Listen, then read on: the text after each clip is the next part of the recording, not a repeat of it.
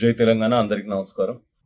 ఈరోజు రాష్ట్రంలో కొనసాగుతున్న రేవంత్ రెడ్డి గారి పాలన చేతగాని తనానికి ఒక దిక్సూచిలా కనబడుతుంది. ఎందుకంటున్నానంటే, ఏ రాష్ట్ర ప్రభుత్వం అయినా అధికారంలోకి వచ్చిన తర్వాత, ఒక పార్టీ ఎన్నికల్లో గెలిచి అధికారంలోకి వచ్చిన తర్వాత వాళ్ళ ఆలోచన విధానం, వాళ్ళ ఎజెండా వేరుంటుంది.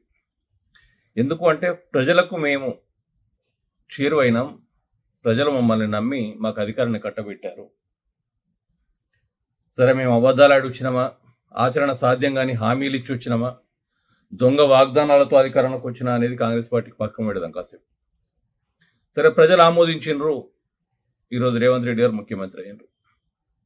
ముఖ్యమంత్రి అయిన తర్వాత వాళ్ళ ప్రథమ కర్తవ్యం ఏంటి అంటే, వాళ్ళ ఎజెండా ఏంటిది, వాళ్ళు ఇచ్చిన 6 గ్యారెంటీలు అనుకున్నటువంటి 600 గ్యారెంటీలు ఏంటి, వాటిని ఏ రకంగా ఇంప్లిమెంట్ చేయాలి, ప్రజలకు మనం ఇచ్చినటువంటి హామీలు ఏ రకంగా నెరవేరాలి అన్నదే ప్రధాన కాన్సెప్ట్ ఉంటుంది.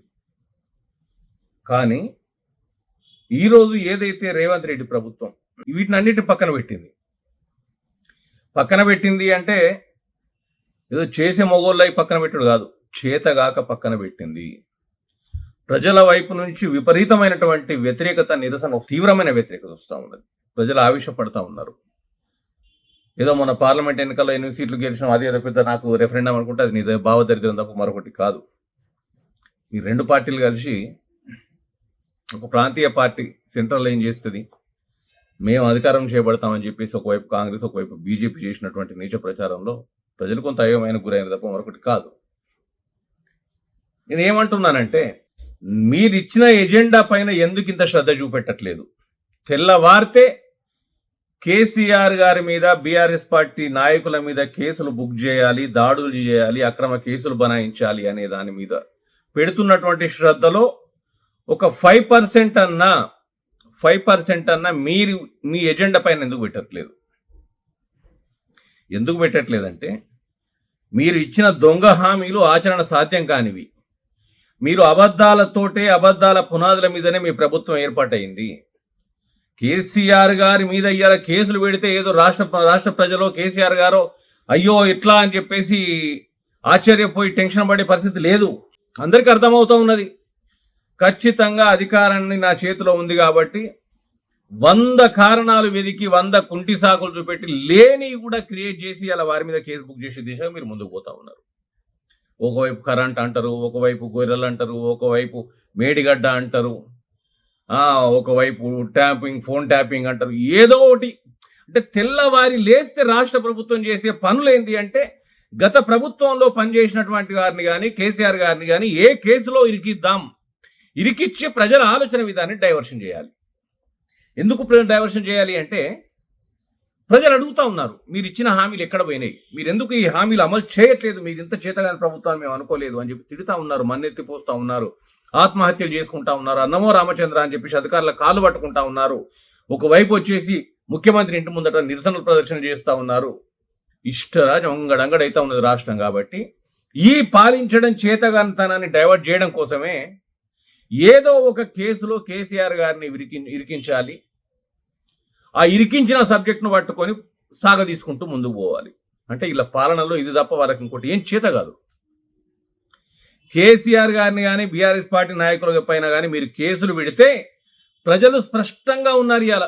ఎందుకు అంటే, మేము అధికారాన్ని కట్టబెట్టింది పాలించమని, మీరు ఇచ్చిన హామీలు నెరవేర్చమని. కానీ ఈయన మాత్రం దాన్ని మొత్తానికే పక్కకు పడేసి కేసీఆర్ గారి మీద కేసులు అక్రమంగా పెట్టడం కోసం సవలక్ష మార్గాలు వెతుక్కొని లేనిపోని అని క్రియేట్ చేసుకొని అధికారులను బెదిరించి అక్కడ కొన్ని ఆనవాళ్ళు తయారు చేసుకొని వారిని కేసులో పెట్టి జైలుకు పంపుతాను అనే ప్రయత్నం చేస్తున్నటువంటి రేవంత్ రెడ్డి మనస్తత్వం ప్రజలకు అర్థమైంది. గీ తాటాకు చప్పులకు, గీ తోక జాడింపులకు, గీడికి భయపడే పరిస్థితుల బీఆర్ఎస్ పార్టీ కానీ కేసీఆర్ గారి నాయకత్వం లేదు. మీరు కేసులు పెట్టి ఏం చేస్తారు? కేసులు పెట్టి ఏం సాధిస్తారు? మీరు ఇప్పటి వరకు కొన్ని 100 ఆరోపణలు చేసినావు. 100 ఆరోపణలలో నీ ప్రయత్నం అది పురిగట్లేదు. కానీ ఎట్లాగైనా చేసి కేసులు ఇరికించాలని చెప్పేసి నువ్వు చేస్తున్నటువంటి ప్రయత్నంలో ఒక 2%, ఒక 1% పెట్టినా ఇవాళ రాష్ట్రంలో పాలన ఇంత దౌర్భాగ్యంగా, ఇంత దరిద్రంగా ఉండేది కాదు. తెల్లవారు లేస్తే మోడీ భజన చేస్తావు, చంద్రబాబు భజన చేస్తావు, రాహుల్ గాంధీ భజన చేస్తావు, సోనియా గాంధీ భజన చేస్తావు. నువ్వు ఉన్నదేమో కాంగ్రెస్లా, నీ కాంగ్రెస్ పార్టీ మంత్రులు పక్క రాష్ట్రంలో తెలుగుదేశం ప్రభుత్వం అయితే సంబరాలు చేసుకుంటారు. ఇది నీ అడ్మినిస్ట్రేషన్. ఒక పిసిసి ప్రెసిడెంట్ ఉండి మోడీ కోటేమంటావు, మోడీ మా పెద్దన్న అంటావు.